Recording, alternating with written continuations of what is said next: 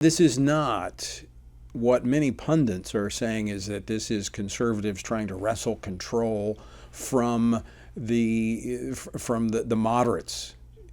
The reality is, and I've watched this over the last 20 years, and FRC Action, our political arm, has helped facilitate this to some degree. We've seen a more conservative Congress take shape. The Freedom Caucus, I don't talk about this often, but was actually birthed in my conference room, the first meeting. We've got friends throughout Congress, and in fact, they're almost all conservative. We have a totally pro-life conference. But the issue here is the process, and it's gotten off track, and you've got some that are working hard to bring it back to where it should be. And they're making progress. It's painful, but they're making progress. Now, joining me now to talk about this and the upcoming agenda of the 118th Congress, former Georgia Congressman Jody Hice, now a part of the FRC team. He's joined the Family Research Council as of today as a senior advisor to the president, which would be me. And we're pleased to have him on the FRC team. Jody, welcome to the program and welcome to the team. Well, Tony, I can't tell you how honored I am to be a part of the FRC team. These are exciting days, and Happy New Year to you and all our viewers and listeners right now. Well, let's jump right into this. Jody, you heard my comments that, this is not about a political conflict between conservatives and those who are not conservative. It really is about trying to correct a system that has gotten out of whack. And you've got many of the Freedom Caucus guys who came, like you did, to Washington to make a difference, but they found when they got here, their hands were tied by the rules and the processes that were in place. Yeah, that's exactly right. And you get really tired of hitting your head up against the wall when you go to Washington to try to make a difference, only to find out that it's virtually impossible to move the needle in the existing environment in Washington, D.C. Look, everyone knows Washington is broken. And in order to make it right, there has to be some changes. And some of those changes are in the rules.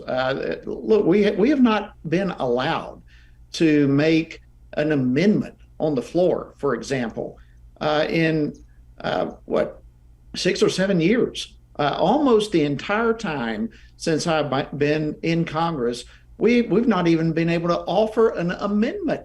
And when people hear that, they think that's nuts. And it is nuts. But that is the type of thing that helps Washington be as broken as it is. And there are many people who look at Kevin McCarthy as part of the problem. And so this is, it's an ugly process that we're going through right now, but a necessary one. And I would just encourage people to hold back. Don't panic. This is part of the process. It's healthy for us to have these debates, and we will end up with a speaker. Yeah, I think it's very healthy. I think when things just are cookie cutter and they go into place, sit down, shut up, and do this, it is bad for our republic. We need to have these debates. We need to have these discussions. And already, I would argue progress has been made with the concessions that have been extracted from Kevin McCarthy if he were to go on to be Speaker. I think that's in doubt given where we are right now in the process. Jody, this process, and I'm told, and I'm sure you're communicating with some of the members as I am, they really can't leave the floor because of a procedural motion that could cause them to recess. So they're sticking to the floor. It looks like they're going into the fourth round of voting here momentarily. How do you think this is going to end? Yeah, that's a really great question, Tony. I don't know how this is going to end. I'm hearing some discussion that there may be a motion to adjourn and just part temporarily and get into a room and have some discussion, which I think also is healthy. At some point, that is going to have to happen because right now they're at a stalemate. It is going absolutely nowhere to resolve the problems. And so they're going to need at some point to get away and to discuss it, work through some issues, and determine whether or not Kevin McCarthy has any chance of getting 218 votes or not. And if not, then the conference is going to need to move on. Who is going to be next? And so this could take no question, it's going to take a long time. And I have no idea what this is going to end up looking like. But I do know that when all is said and done, we will have a Speaker of the House. We will move forward, and the Republicans are going to be able to move forward with the agenda to restore our country to some common sense policies. And I actually think the process will be in better condition as a result of this. I think you will see rules have already been changed, proposals to the rules that won't actually be formally adopted until we have a speaker.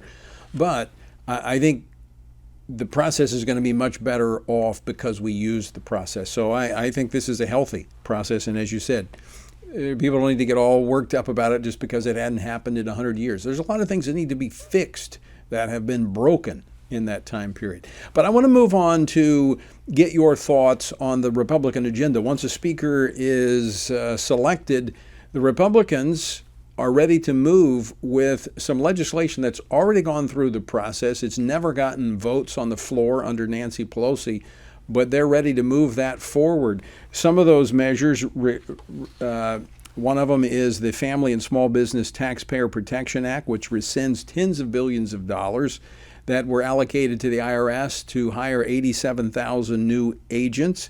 We've got the Strategic Production Response Act, which these are a lot of things we've talked about on this program. This would prohibit these non-emergency drawdowns of the Strategic Petroleum Reserve, which this administration has done to compensate for their failed energy policies.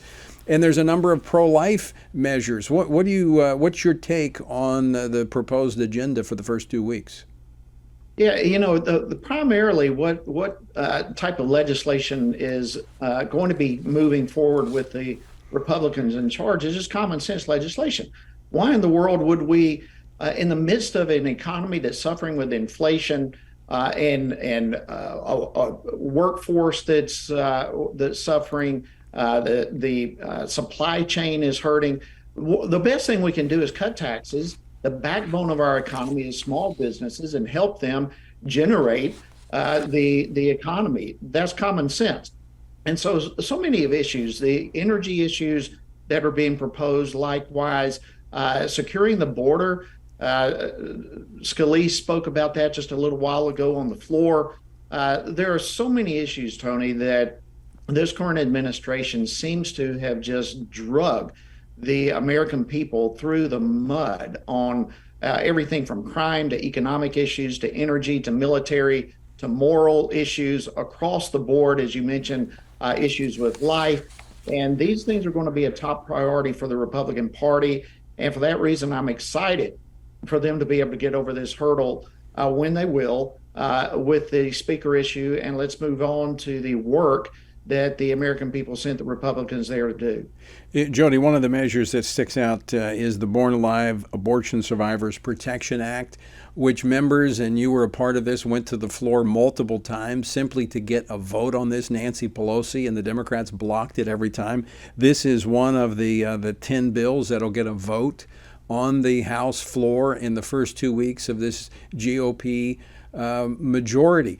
This tells me once again, and even though it's a slim majority, it's not the red wave that people anticipated, but it does show the stark contrast between the parties and the fact that elections have consequences. They most certainly do. Elections have consequences, and this may not have been the red wave, but what we still have nonetheless is a Republican agenda. We have a red agenda that has won the day, and that agenda will move forward as soon as we get beyond this speaker deal. And look, when that happens, Tony, it's going to be a breath of fresh air to the American people. Now, granted, the bills that pass the House are still going to have to make it through the Senate and all just the typical process that's involved in going from one chamber to the other. But nonetheless, we are going to have a breath of fresh air as common sense, good legislation once again begins moving through the House. Address that for just a moment. We just got 2 minutes left. But the fact that someone say, well, yeah, okay, so you passed it through the House, but you got Chuck Schumer in the Senate. They're going to block it. Even if it were to get through, you've got President Biden.